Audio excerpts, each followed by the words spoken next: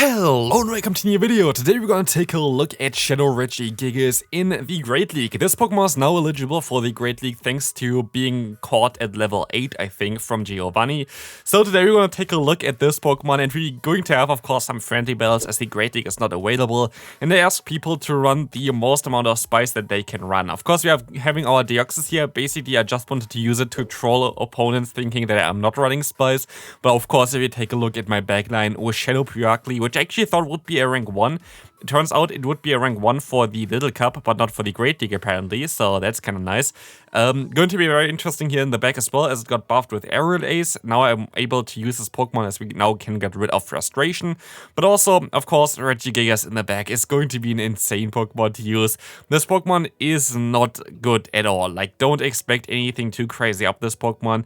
It's not great in the Master League, it's not going to be great in the Great League either, even though the Great League is great. But, yeah, honestly, this Pokemon is just for fun here, but still, hopefully, there's going to be some entertainment for you after, like, a little bit more sweatier battles to Legend, whatever.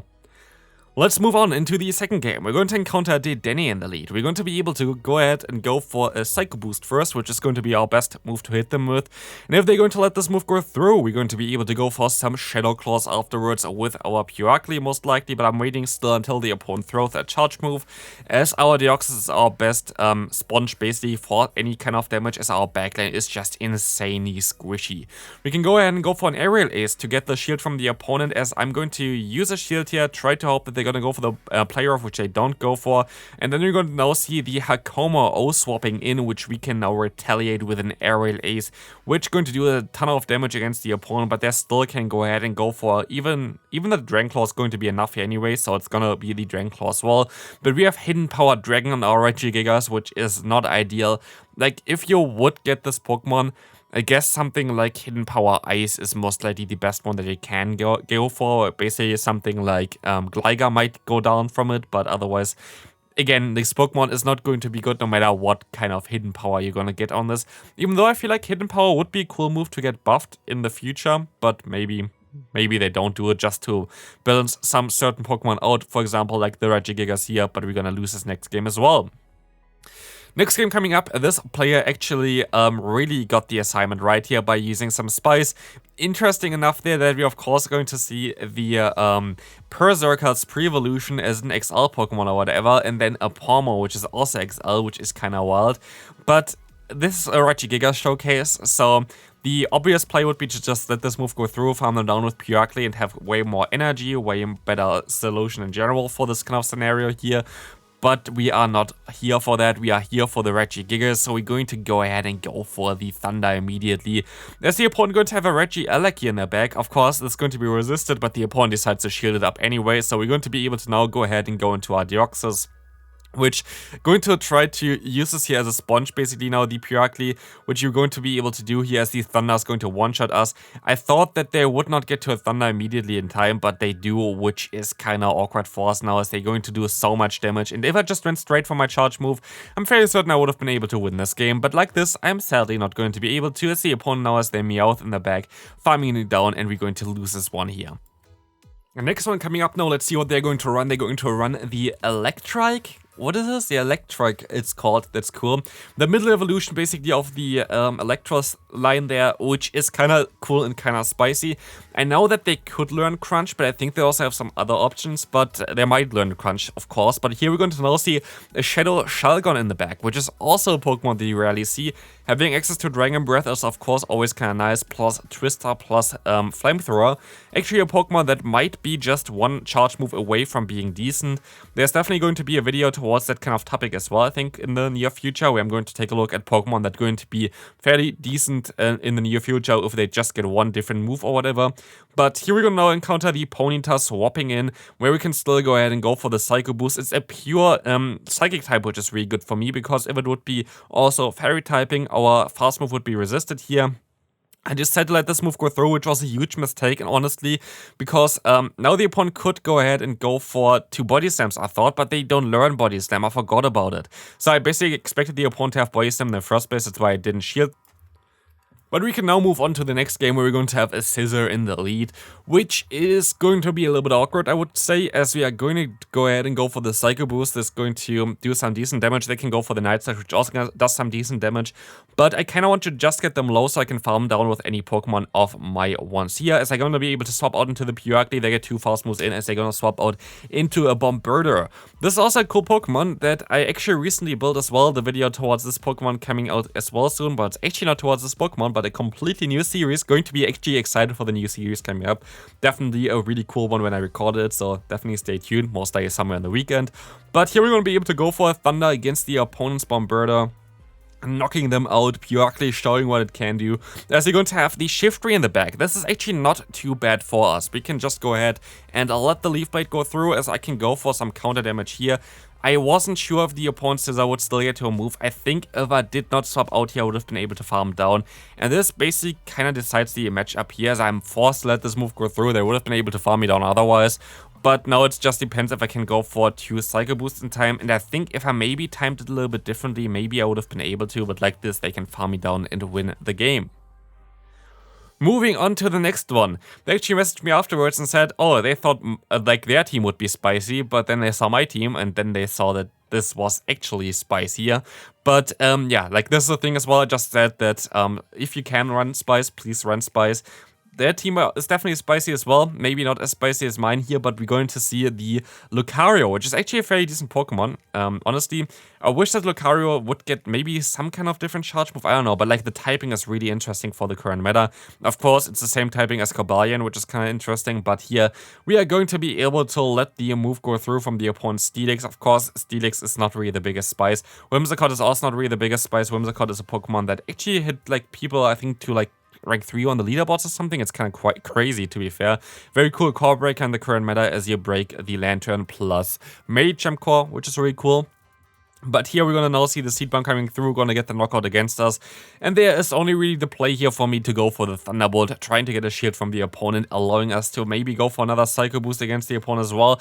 But they're still going to have a shield left, so I'm going to be forced to overfarm by quite a bit. And yeah, honestly, this game is kind of over at this point of time. I'm not going to throw any charge move anymore. I could still waste some timing, but I'm not really in the mood for it. So let's move on to the next game. We're going to encounter here the Araquanid in the lead. This is, I don't know, like I kind of wanted to actually try it out again when Great League comes back, but I would not really consider Araquanid as too spicy nowadays, at least. Yeah, okay, I mean, it is spicy, like you barely really see it because of Gligar being around. But I feel like it's still a very solid Pokemon. Very strong, very bulky, has like similar bulk to a Azumarill or some stuff. Definitely just needs like a little bit of a move update as well to be good. But here we're going to be able to just go ahead and go for an Aerial Ace against the opponent.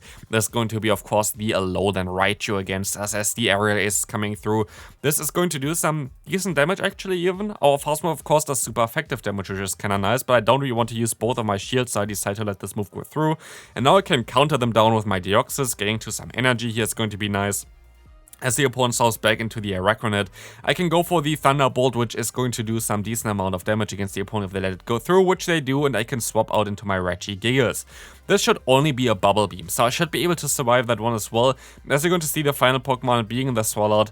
Again, it's like a very bulky Pokemon that is usable in today's season, but of course, like, don't blame people for not running crazy spice like I do. Like, not everybody has those kind of Pokemon built anyway. Like, a lot of people I know that actually only have, like, I don't know, 10, 20 Pokemon built in total for Great League and Ultra League. Because, like, if you just actually think about it, if you have, like, 1, 2, 3, 4, 5 teams that are actually working well, you just have to build those Pokemon and you can just swap in between. Like, then, basically, Go Battle League is one of the easiest way to get starters in this game. But if you play it like me and have, like, 1000 Pokemon built, then it's a little bit different. Moving on to the next game, second to last game for today, a little bit of a shorter video, of course, mainly because those battles are a little bit quicker as well. We have like 9 battles, I think, total, but we can now see the Celio in the lead. Very cool Pokemon. Again, I wouldn't really consider it as like crazy spice. It's definitely a strong Pokemon for sure. Having access to Body Slam plus Powder Snow. Actually, this Pokemon was fairly common, fairly viable before Warring got the Community Day. Then, of course, Warring kind of took over Celio, even though Celio had some advantages as well, with Body Slam being a little bit better than the move there, Community Day move there. What it was? Icicle Spear, I think it was. But nowadays, you don't really see either of them in the Great League, which is kind of funny. Mainly, I think, also because of the Medicham being everywhere. But if you see one, then you would see the War Rain also because of the Earthquake coverage. But back in the day, the meta was a little bit different, in my opinion, a little bit better. But here we're going to now let the opponent go ahead and go for a Weather Ball with their little ball there, as they're going to run the Sneasel in the back. This Pokemon is currently banned, but not in friendlies, of course. Can't wait to take a look at this Pokemon, by the way, in the Halloween Cup as soon as it's going to be unbanned. Should be somewhere soon, hopefully very soon as well. But here we're going to now see the Aerial Ace coming through. We can try to go ahead and still win this game, but it's going to be a close one. The opponent going to go for the Aerial Ace, and I try to go for the full farm down here just for fun. But sadly, we're going to see here right now that the opponent is going to still get to an Aerial Ace, knock me out, and we can try to go for the charge move here with our Deoxys. It's going to be a CMP tie. Can we still survive the opponent's move? It's going to be the Energy Ball, and we barely survive to take this win here with a Psycho Boost. Let's take a look at the boom, and we can win this one. Final game for today, and this is going to be the best game of them all, I can tell you that already. This was so much fun to play. We're going to have a Swoobat in the lead, horrible lead for us, and we're going to swap out immediately into our Regigigas, which is going to be the worst Pokemon to counter anyway for this Pokemon, as our periodically going to have the super effective Fast Move or Shadow Claw at least. So this is going to be a very interesting game. Of course, our Regigigas is not really going to do too much here. It's very difficult to get any good clips basically with the Regigigas, as this Pokemon is just really bad in the Great League. Like, if you can save your radar, you most likely should. But we're going to encounter now in the back the Tyrant, which is really bad for us because, yeah, we're going to basically having not the greatest matchup there, but also we're going to see the Salazzle, as the opponent going to still have 2 shields. This matchup is a little bit awkward, but we can go ahead and go for the Psycho Boost spam here basically, as even a resisted, or like not a resisted, but double debuffed Psycho Boost is going to do enough damage to knock them out, as Salazzle is a very squishy Pokemon.